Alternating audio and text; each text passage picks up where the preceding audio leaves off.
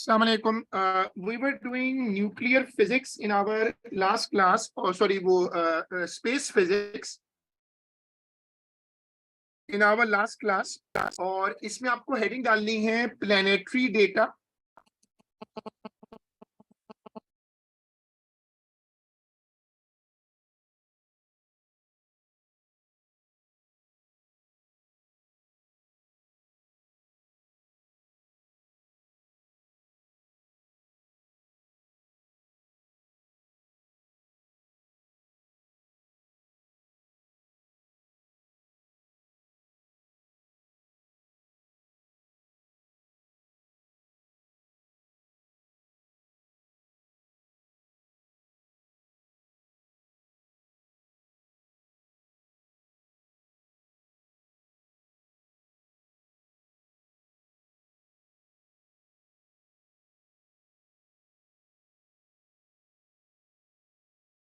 देखो हेडिंग डालो planetary data, और ये जो तुम्हें स्क्रीन पर नंबर्स नजर आ रहे हैं, इस तरह के डेटा को कहते हैं प्लेनेटरी डेटा।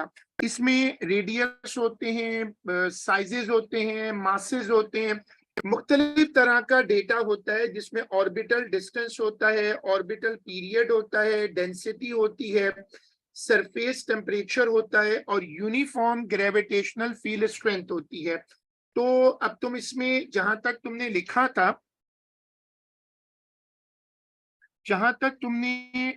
हुआ है वहां से तुम आगे हेडिंग डाल दो प्लेनेटरी डेटा।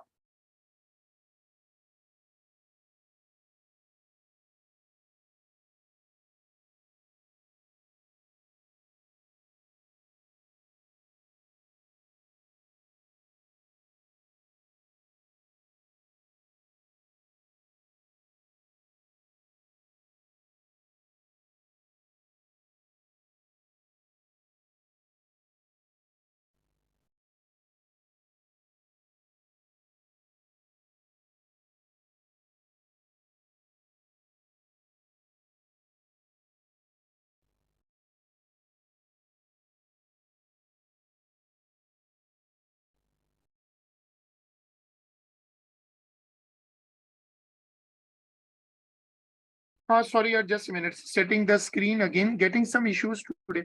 सो देखो, I hope you can see the screen. If you see the screen, let me no.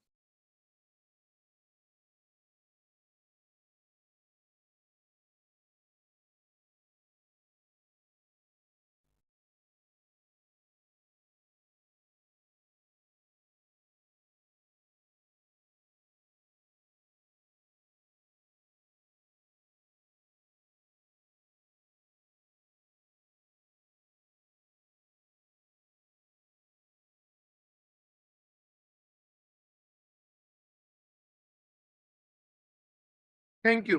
Okay good. अब देखो, आज का पहला कॉन्सेप्ट बनाओ कि जो प्लेनेटरी डेटा होता है उसमें इस तरह की चीजें होती हैं। हमारे आसपास बहुत सारे प्लैनेट्स हैं, मासेस हैं। हम उनके डिफरेंट तरह के डेटा कलेक्ट करते रहते हैं और उनको फिर जोड़कर हम चीजें डेवलप करते हैं, एस्टिमेशंस करते हैं। सबसे पहले ये वाली स्क्रीन कॉपी करो।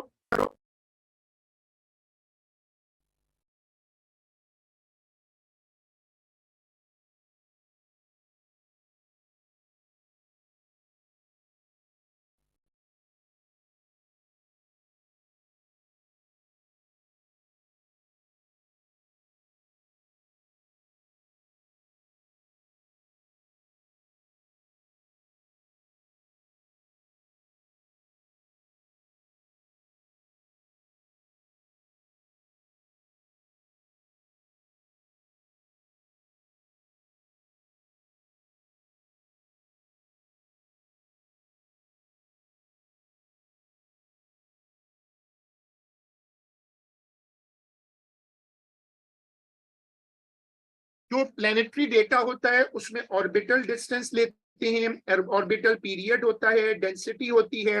We have to cover surface temperature, and we also have to cover uniform gravitational field strength.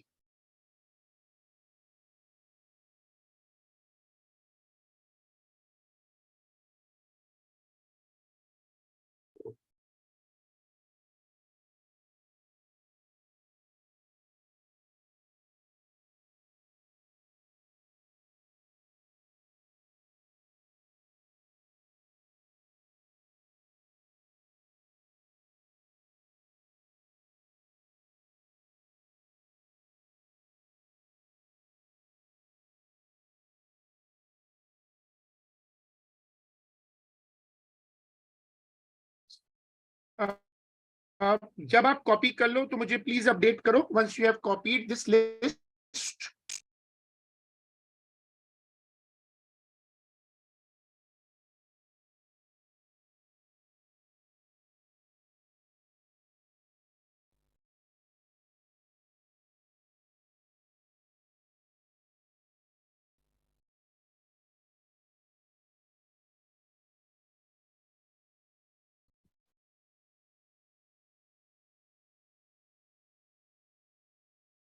Good, thank you.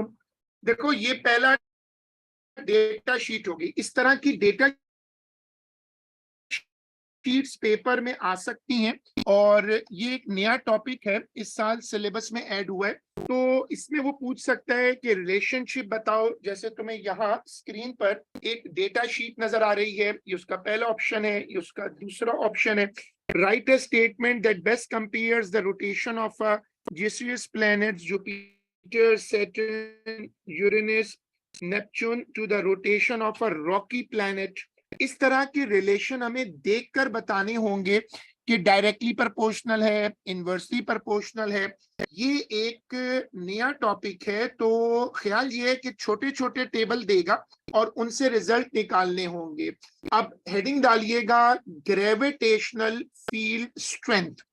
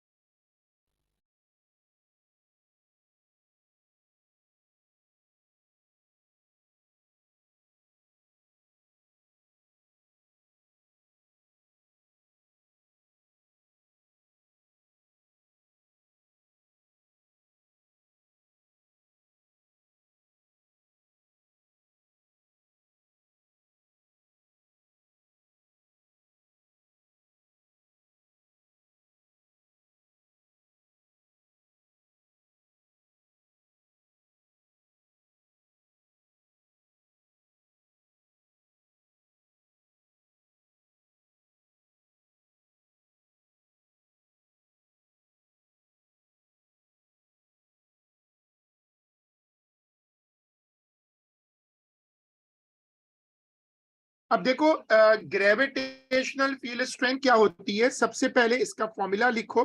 अच्छा, पहले डेफिनेशन लिख लो। It is the it is the gravitational force per unit mass. It is the gravitational force per unit mass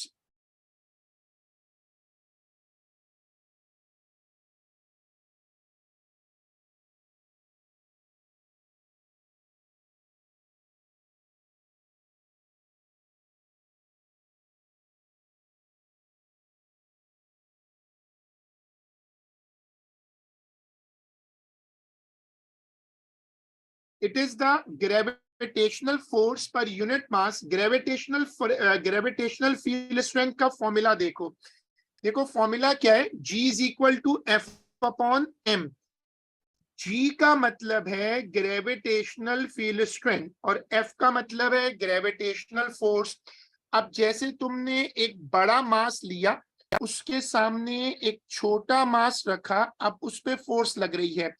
ये जो force है, ये जो force लग रही है, इसको रेशो बनाओ। G is equal to F upon M.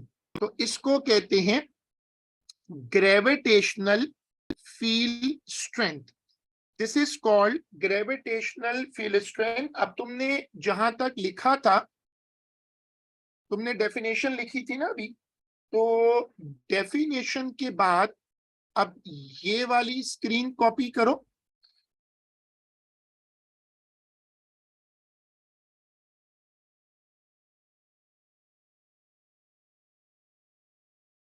ये वाली स्क्रीन कॉपी करो।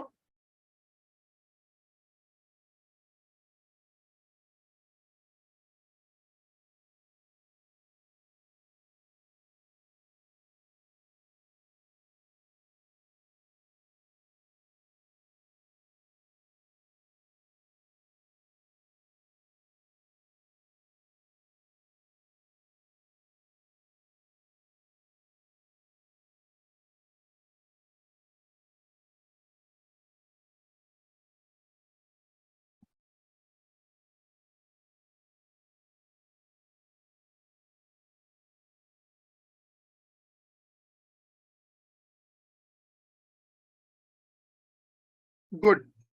तो देखो ये ग्रेविटेशनल फील्ड स्ट्रेंथ है। अब जो ग्रेविटेशनल फील्ड स्ट्रेंथ होती है वो डिपेंड करती है मास ऑफ द प्लैनेट पे। जितना मैसिव प्लैनेट होता है उस पर ग्रेविटेशनल फील्ड स्ट्रेंथ उतनी ज्यादा होती है। दूसरा, प्लैनेट के अराउंड देखें तो ये जितना प्लैनेट से दूर होते जाते हैं, जितना प्लैनेट से दूर होते जाते हैं ये कम होती जाती है। मतलब ये दो चीजों पे डिपेंड करती है। अब ये वाली स्क्रीन कॉपी करो।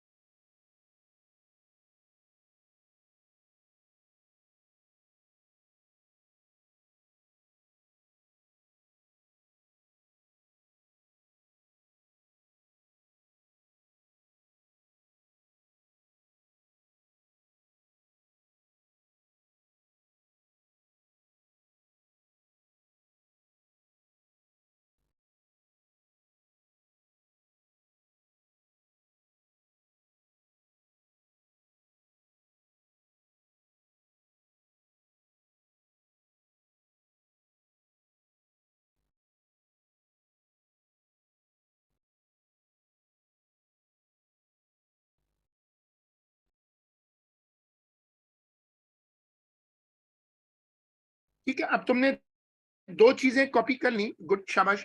दो चीजें कॉपी कर ली। एक तो तुमने ये कॉन्सेप्ट बनाना है कि जितना बड़ा प्लैनेट होता है उसकी ग्रेविटेशनल फील्ड स्ट्रेंथ उतनी ज्यादा होती है। दूसरा कॉन्सेप्ट क्या बनेगा कि तुम किसी प्लैनेट से जितना दूर होते जाओगे, तुम अगर किसी प्लैनेट से दूर होते जाओगे तो उसकी जो ग्रेविटेशनल फील्ड स्ट्रेंथ है वो बढ़ती जाएगी। अब हम इसको लिखते कैसे हैं?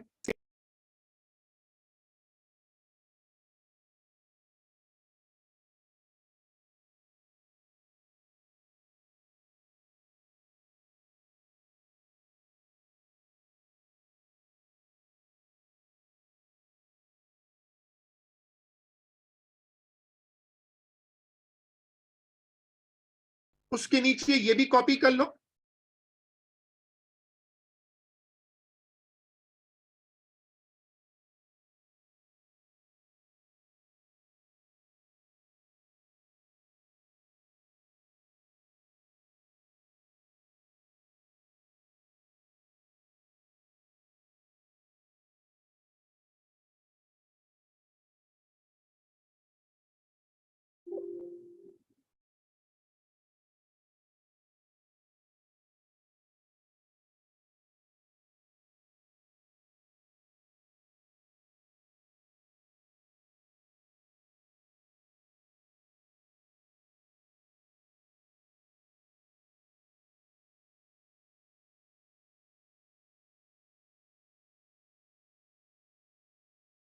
अगर हम किसी प्लैनेट से, ये हमारे पास एक प्लैनेट है और ये उसका मास है, दिस इज द रेडियस। अगर हम किसी प्लैनेट से दूर होते जाएं, जैसे हम आगे जा रहे हैं,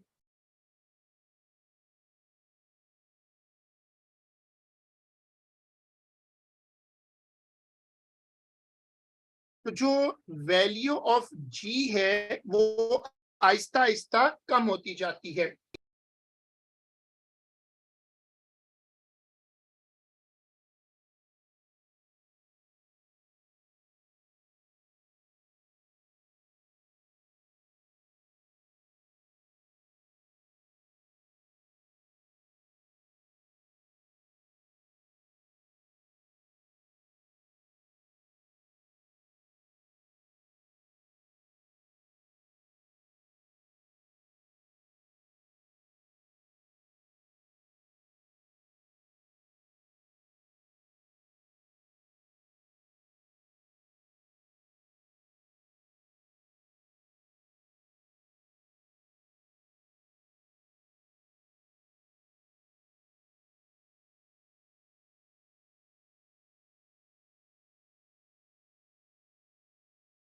चलो, अब ये वाली स्क्रीन कॉपी करो।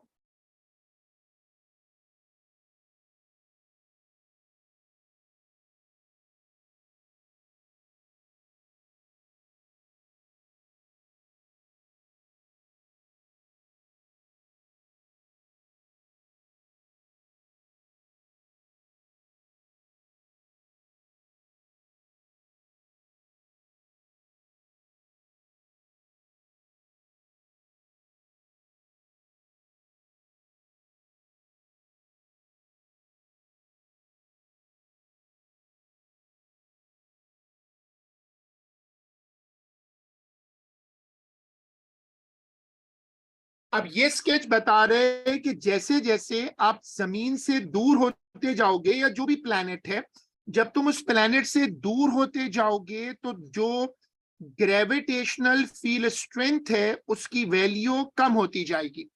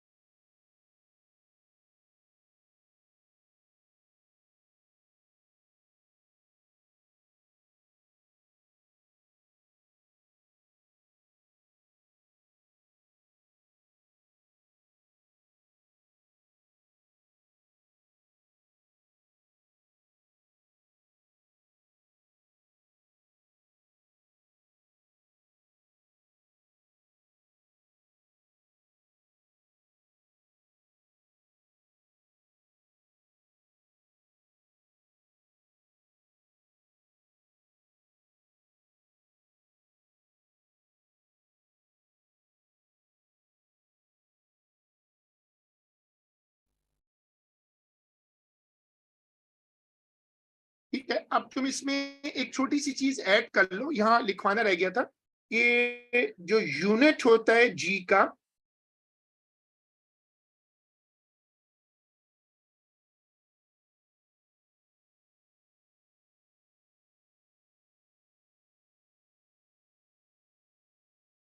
ये जी का यूनिट भी नोट्स में कॉपी कर लो।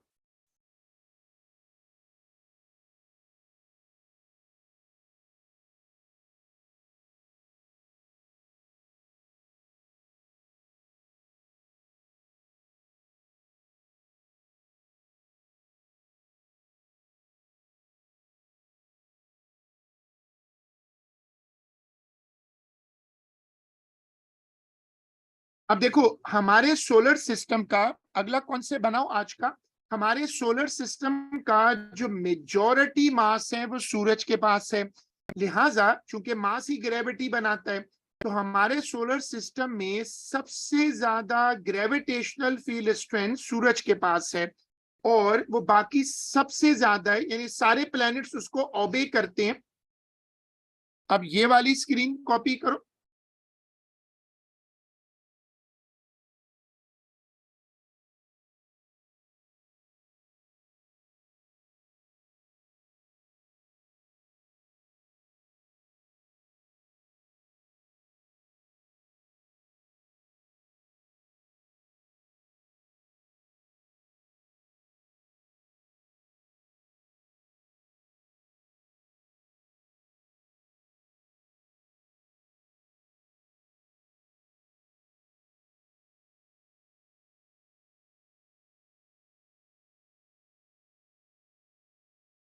इसको कॉपी करो और कॉपी करके मुझे बता देना।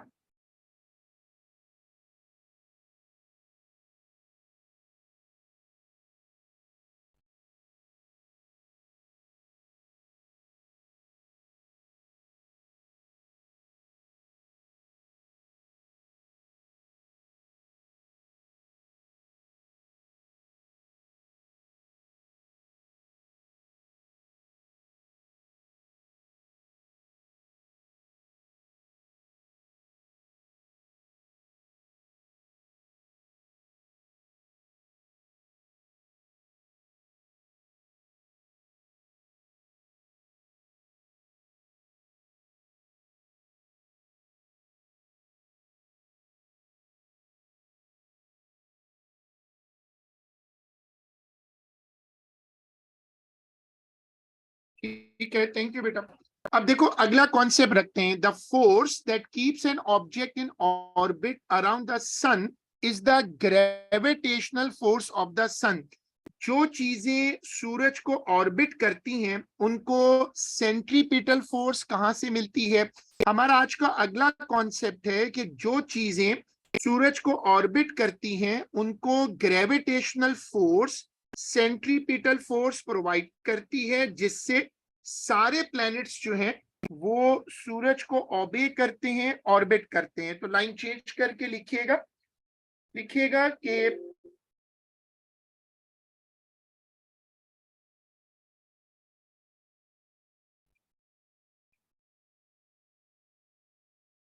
लाइन चेंज करके लिखिएगा कि the force that keeps an object in orbit,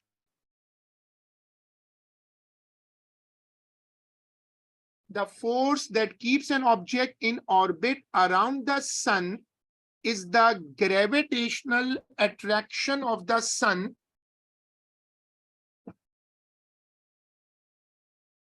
is the gravitational attraction of the sun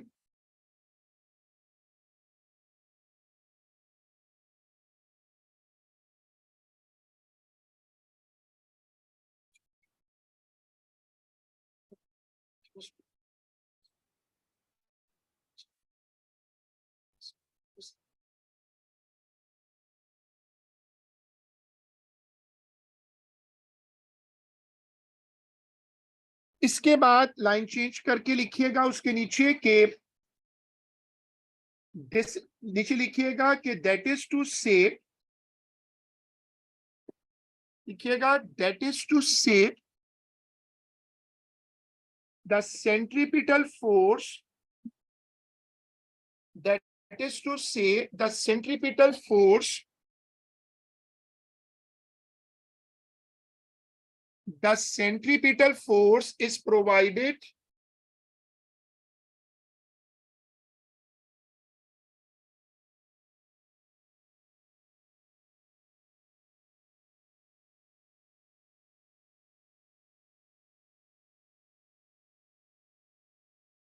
centripetal force is provided by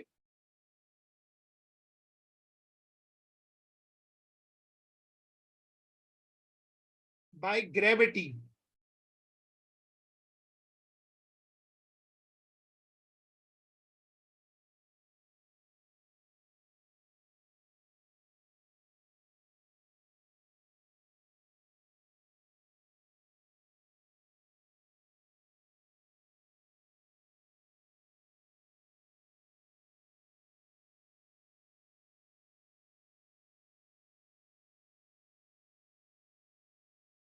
इसका मतलब जो चीजें ऑर्बिट करती हैं सूरज को या किसी और सेंटर को, तो स्पेस में जो ग्रेविटेशनल फोर्स है वही सबको होल्ड करती है। हमारे आसपास जो प्लैनेट्स हैं, जो कॉमेट्स हैं, बाकी चीजें हैं, उन सब को ग्रेविटी होल्ड करके रखती है। Gravity is the holding force. चलो अगला कॉन्सेप्ट बनाते हैं। जो सूरज की ग्रेविटेशनल फोर्स है वो भी कम होती जाती है और decreases, and that the orbital speed of the planet decreases as the distance from the sun increases. जैसे जैसे हम सूरज से दूर होते जाते हैं तो प्लैनेट्स के ऊपर ग्रेविटी कम होती जाती है। जो प्लैनेट्स हैं उनकी ग्रेविटेशनल फोर्स वो भी कम होती जाती है। इसका मतलब है जितना आप दूर आ जाओगे, जितना सूरज से दूर आ जाओगे, ग्रेविटेशनल फील्ड उतना वीक हो जाएगी। अब ये वाली स्क्रीन कॉपी करिएगा, इसको कॉपी करिएगा। I am just coming.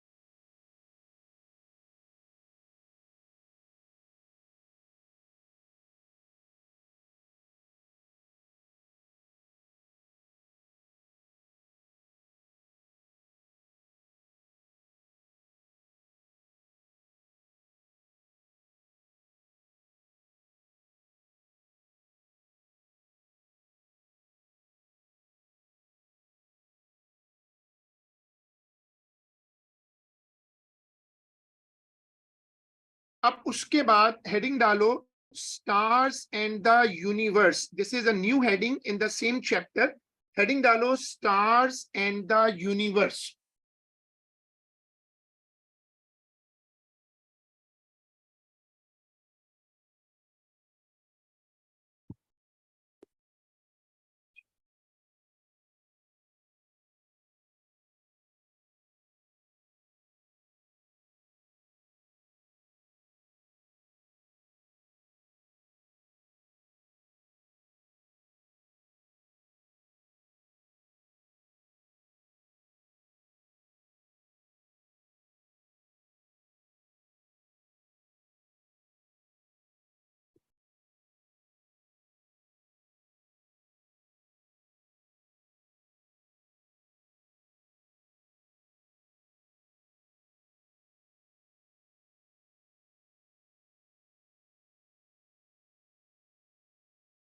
अब देखो स्टार की बेसिक डेफिनेशन क्या है।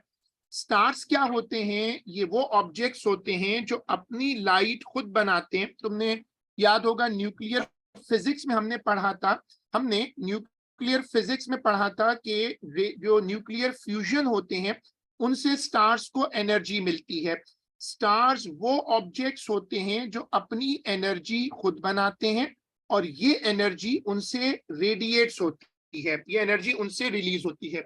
अब ये वाली screen as a definition copy करो।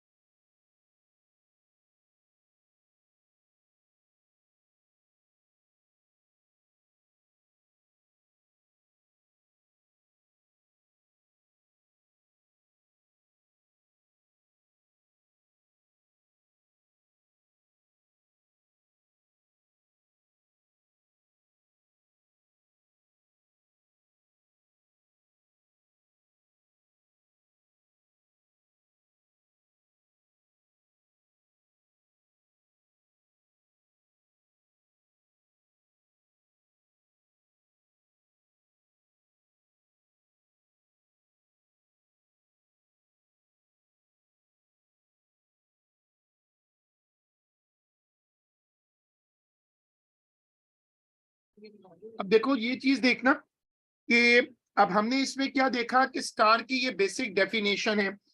अब हमारे जो क्लोजेस्ट स्टार है which we can see is our sun, ये हमारा क्लोजेस्ट स्टार है। तो साइड हेडिंग दीजिएगा the sun as a star.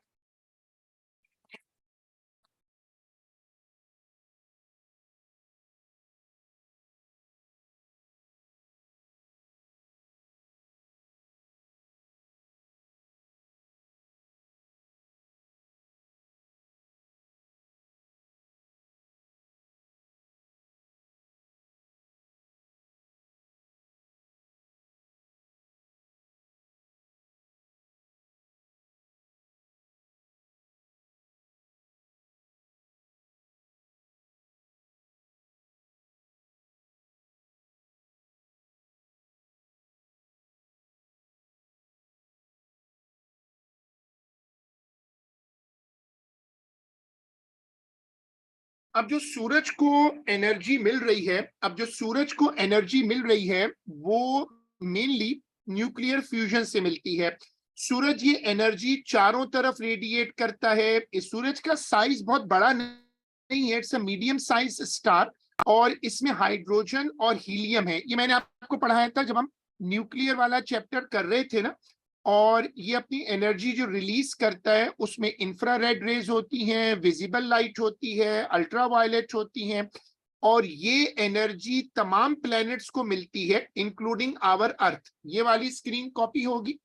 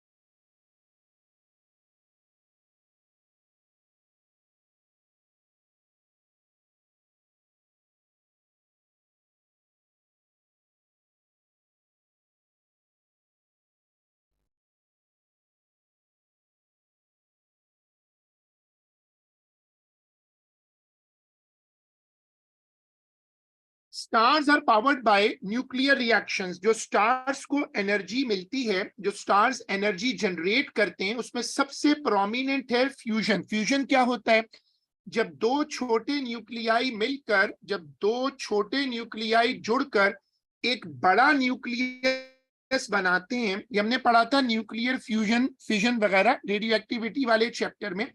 जब दो छोटे न्यूक्लियाई जुड़कर एक बड़ा न्यूक्लियस बनाते हैं तो उसको कहते हैं न्यूक्लियर फ्यूजन। सो न्यूक्लियर फ्यूजन क्या है? ये बेसिकली वो प्रोसेस है जिसमें दो न्यूक्लियाई जुड़कर एक बड़ा न्यूक्लियस बन जाते हैं।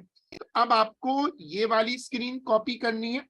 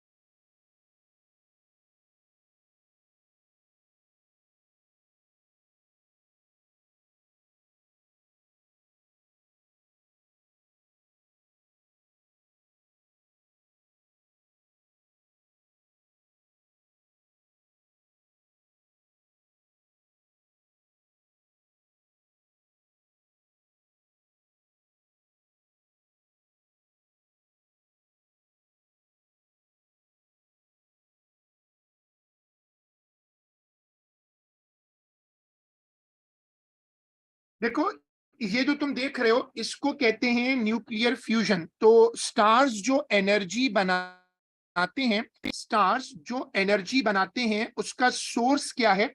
उसका सोर्स है न्यूक्लियर फ्यूजन। अब आप साइड हेडिंग दे दो स्टार्स।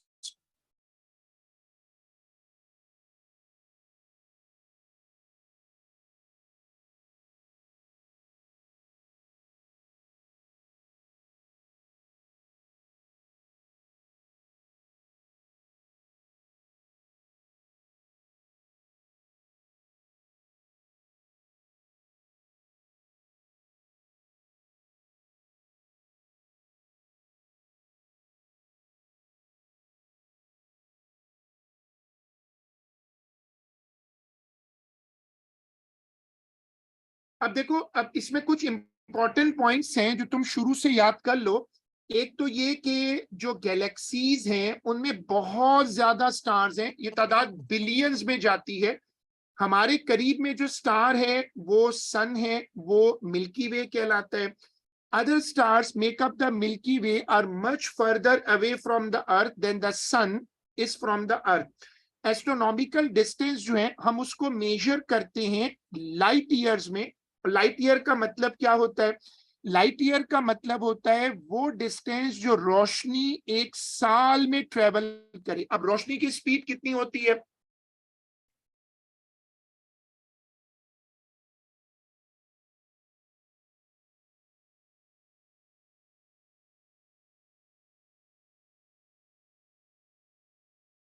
अब तुम खुद सोचो कि अगर रोशनी की स्पीड इतना बड़ा नंबर है तो ये डिस्टेंस कितना बड़ा होगा।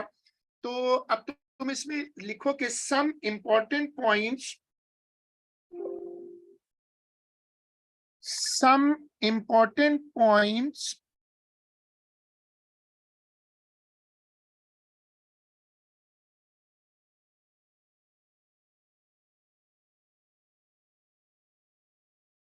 some important points are,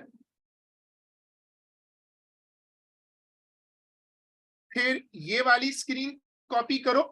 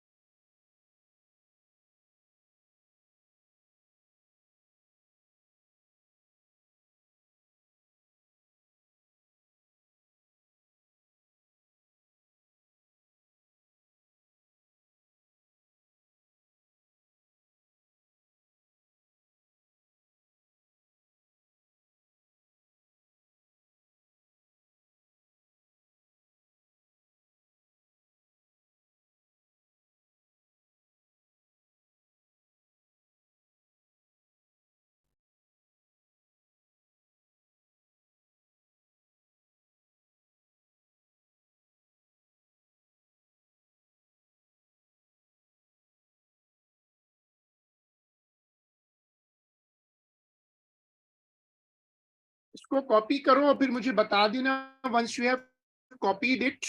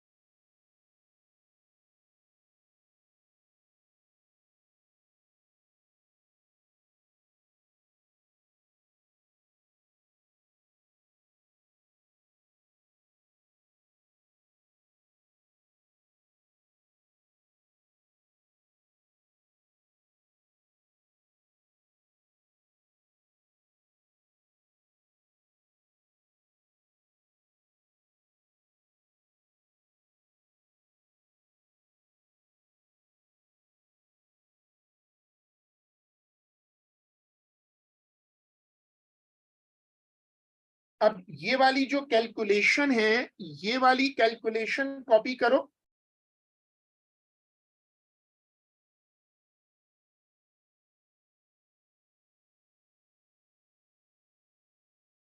this is a calculation for light year.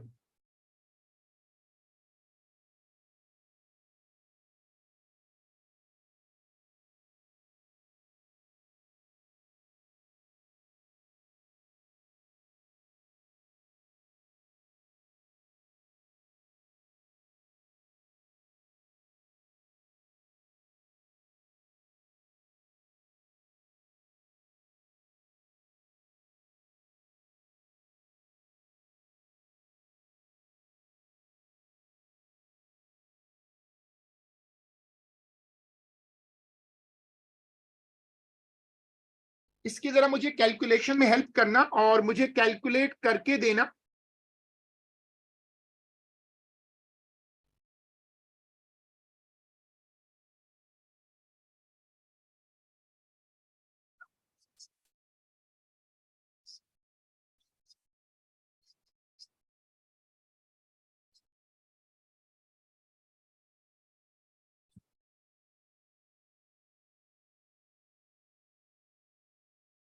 अच्छा, जैन ने भी ज्वाइन किया है। जैन, अगर तुमने ज्वाइन कर ली है तो तुम ये कैलकुलेशन करके दे सकते हो हमें।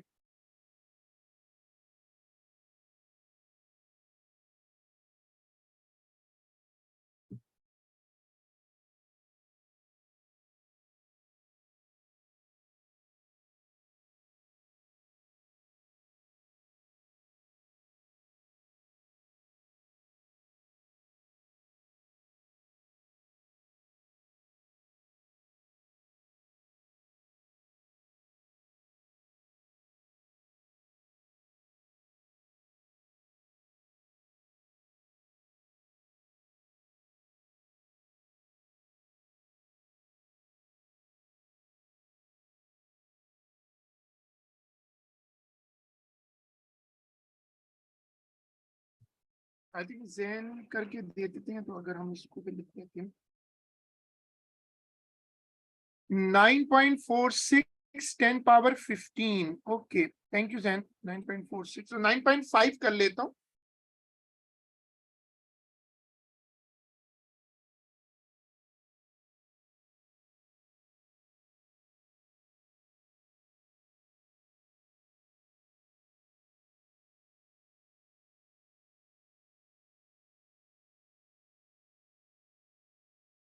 ये चैप्टर है स्पेस फिजिक्स का, और जैसे मैंने बताया कि ये एक नया चैप्टर है, और अभी इस पर पहला साल होगा। जैसे मोमेंटम का टॉपिक नया है ना, बिल्कुल, और मैंने उसके कुछ क्वेश्चंस भी आप लोगों को ग्रुप पे डाले थे। जो नए टॉपिक्स हैं उनको खास तौर पे, ठीक है, थैंक यू जैन। जो नए टॉपिक्स हैं उनको खास तौर पे कवर करना होगा, जैसे मोमेंटम है और ये स्पेस फिजिक्स वाला टॉपिक है। अब साइड हेडिंग डालो, life cycle of a star.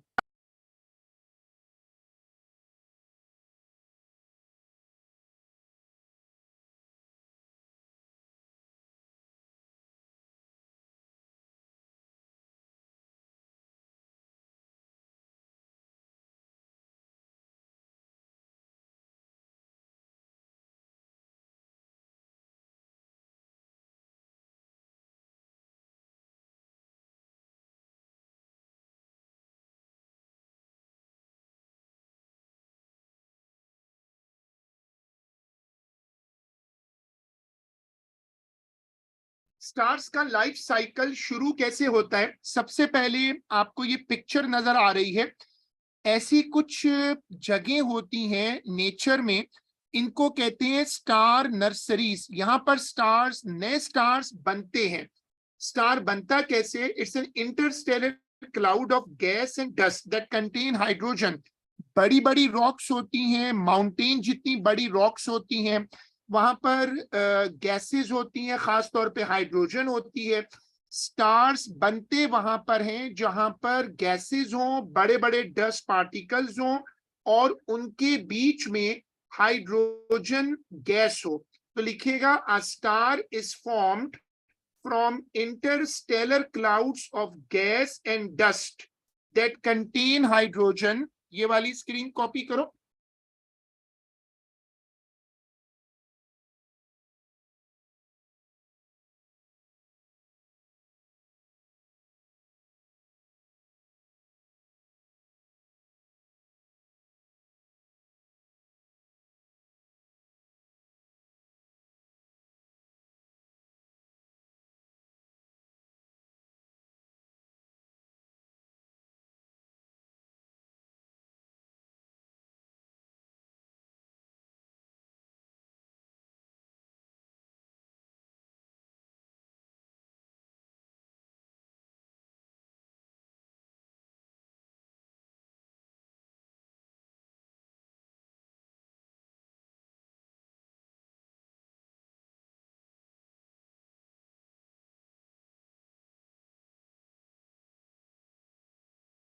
सबसे पहले एक छोटा स्टार बनता है। जैसे वो जो उसकी कोर होती है, फ्यूजन इतनी गर्म नहीं होती कि वो फ्यूजन स्टार्ट कर सके। स्टार्ट कैसे होता है? सबसे पहले एक प्रोटोस्टार बनता है। ये जो तुम्हें पिक्चर में नजर आ रहा है, इट्स अ प्रोटोस्टार। ये होता तो स्टार की तरह है, लेकिन इसका टेम्परेचर इतना ज्यादा नहीं होता, और इसके लिए आप कह सकते हो कि इतना गर्म नहीं होता जिससे फ्यूजन शुरू हो जाए। तो आप लिखिएगा, first a protostar is formed, first a protostar is formed, a protostar looks like a star, a protostar looks like a star but its core is not yet hot enough, but its core is not yet hot enough for fusion to take place.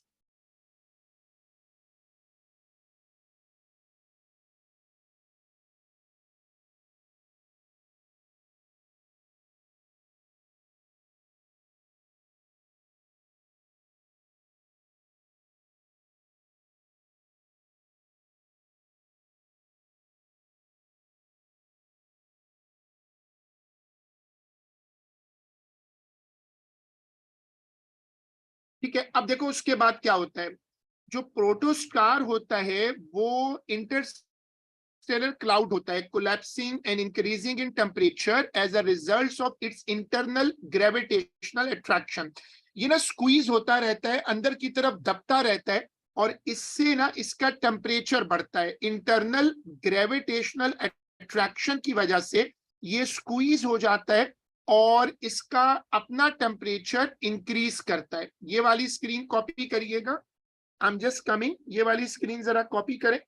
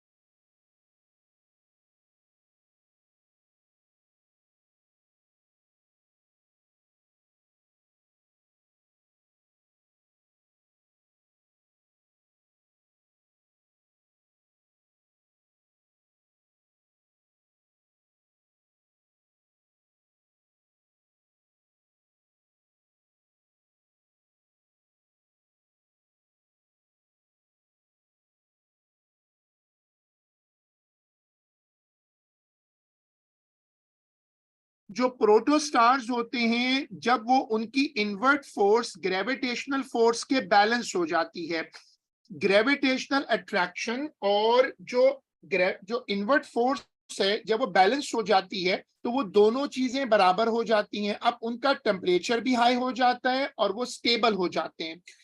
ये चूंकि नया topic है तो इसके concepts काफी different हैं, और ये एक्चुअली टाइप ऑफ कॉस्मोलॉजी है। जो प्रोटोस्टार है उसको आप समझ सकते हो लाइक अ बेबी स्टार, वो शुरू का स्टार होता है।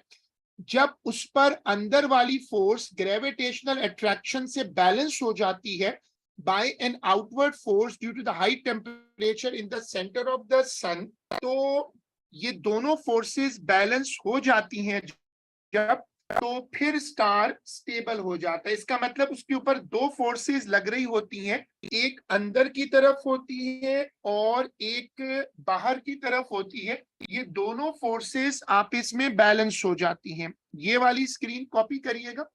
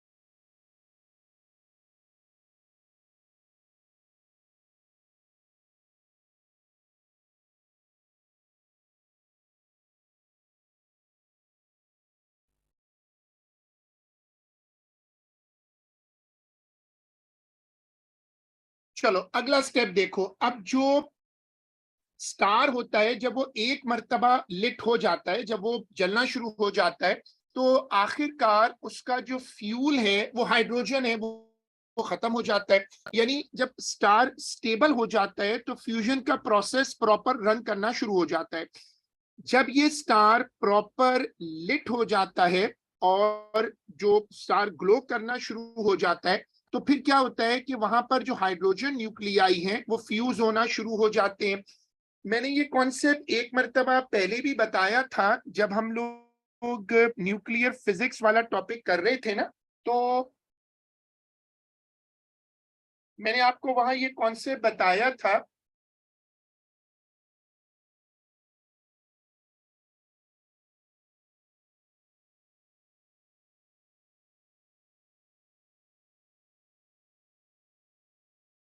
इस तरह के बड़े बड़े रॉक्स होते हैं जिनके बीच में ग्रेविटी आती है और यहाँ पर हाइड्रोजन गैस भी होती है।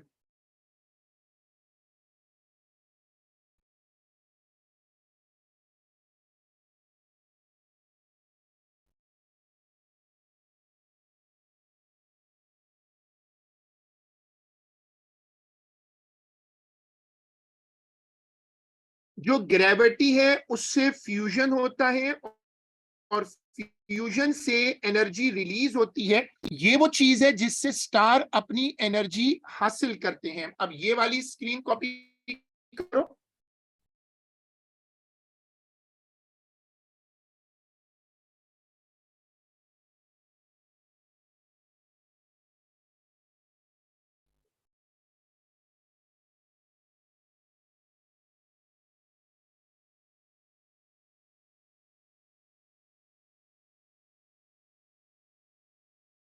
देखो पॉइंट क्या है कि जो जहां पर स्टार्स बन रहे होते हैं, जहां पर ये प्रोटोस्टार बनता है, ये बड़ी बड़ी रॉक्स होती हैं जो एक दूसरे की तरफ आती हैं ड्यू टू ग्रेविटी। ग्रेविटी से न्यूक्लियाई फ्यूज हो जाते हैं, फ्यूजन की वजह से एनर्जी रिलीज होती है। तो ये वाली स्क्रीन कॉपी करिएगा।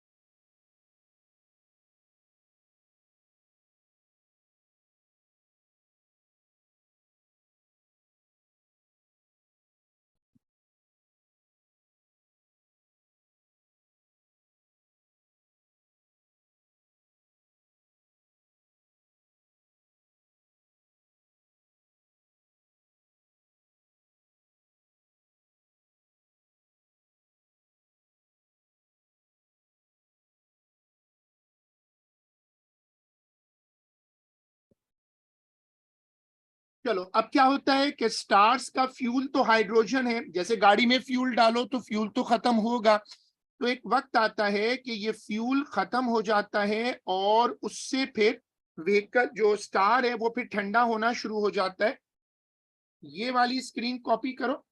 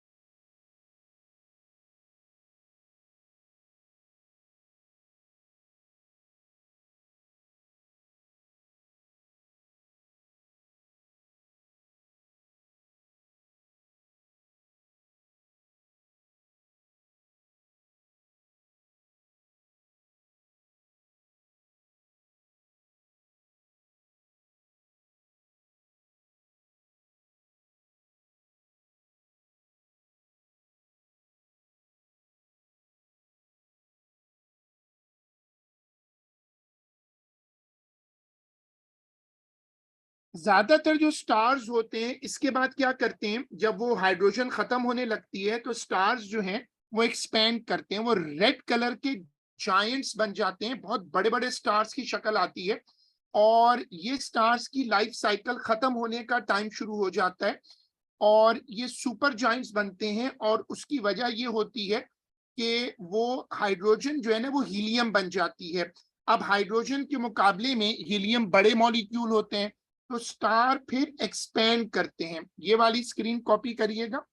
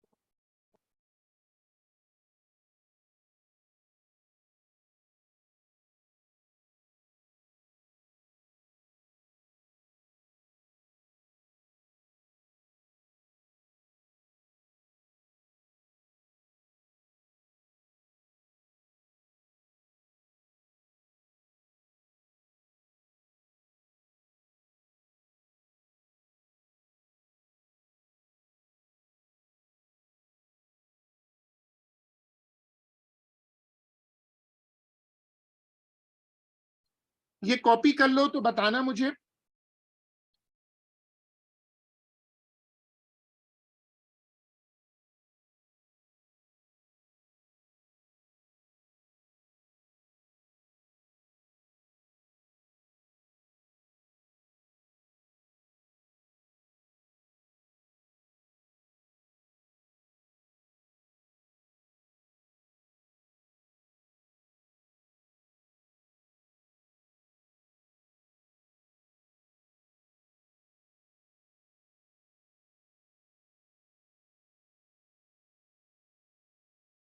अब जो रेड जाइंट होते हैं, red giant from a less massive star forms a planetary nebula with a white dwarf at its centre.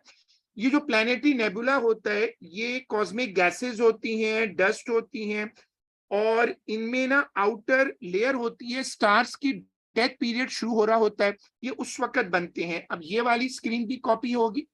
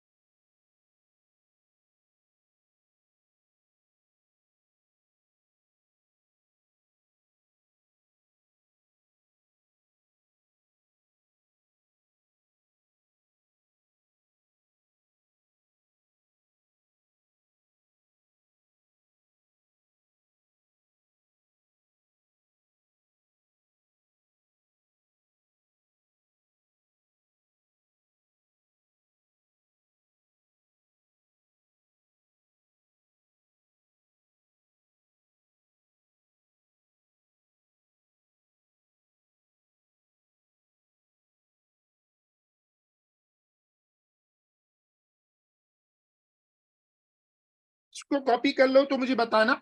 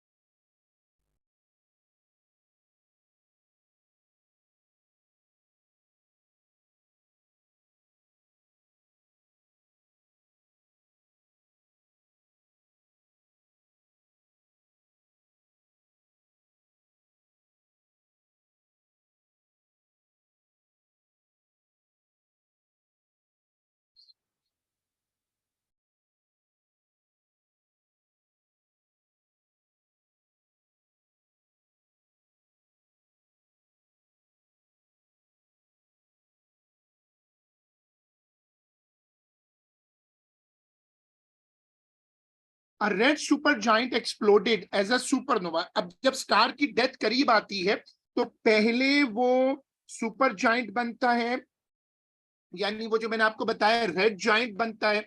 जब रेड जाइंट बन जाता है तो फिर सुपर जाइंट बनता है, फिर वो एक्सप्लोड करता है जिसको सुपरनोवा कहते हैं, and forming a nebula containing hydrogen and new heavier elements, living behind a neutron star और एट अ ब्लैक होल। जब स्टार की डेथ हो जाती है तो आखिर में या तो ब्लैक होल बनता है या न्यूट्रॉन स्टार। इस तरह जो स्टार होता है ना उसकी लाइफ साइकिल कंप्लीट हो जाता है।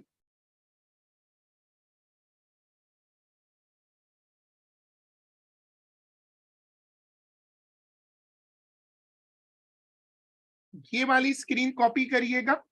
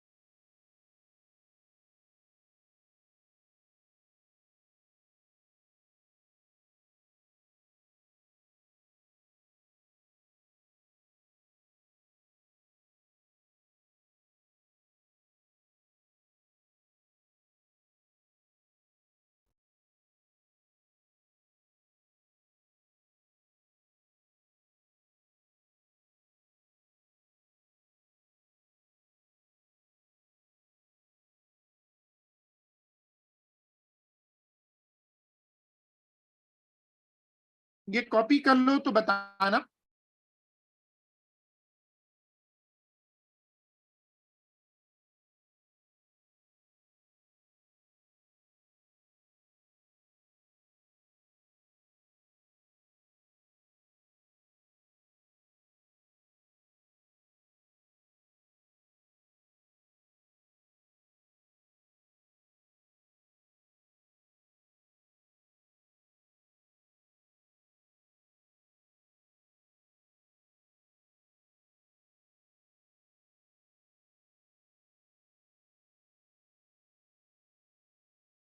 ठीक है, तो हमने कॉन्सेप्ट यहां तक बना लिया। अब देखो कॉन्सेप्ट ये है कि जो स्टार्स होते हैं वो आहिस्ता आहिस्ता अपने लाइफ साइकिल कंप्लीट कर लेते हैं, फिर वो एक्सप्लोड करके एक सुपरनोवा बनते हैं। जो न्यूट्रॉन स्टार होते हैं वो collapse core of massive Supergiant star होता है। ये जो तुम्हें नजर आ रहा है इट्स अ न्यूट्रॉन स्टार। और इसी का एक बहुत फेमस सिस्टर है और वो है ब्लैक होल। ब्लैक होल के बारे में बहुत फिल्में बन चुकी हैं, it's a lot of mysterious topic. हमें इसकी कोई डिटेल नहीं चाहिए ओ लेवल में, बस ये पता हो तुम्हें जो कॉन्सेप्ट बनाना है वो क्या है कि जब एक स्टार की डेथ कंफर्म हो जाती है तो फिर वो या तो न्यूट्रॉन स्टार बन जाता है, या तो वो न्यूट्रॉन स्टार बन जाता है, या फिर वो ब्लैक होल बन जाता है।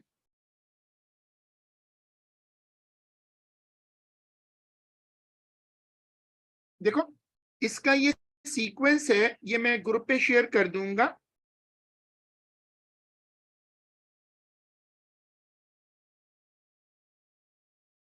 तो ये स्टार का लाइफ साइकिल कहलाता है। बस हेडिंग डाल के छोड़ दो द यूनिवर्स।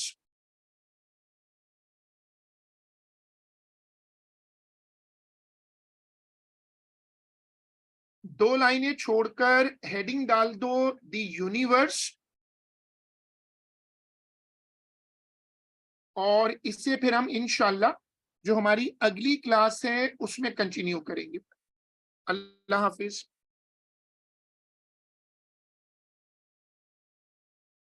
हाँ इंशाल्लाह। ठीक है।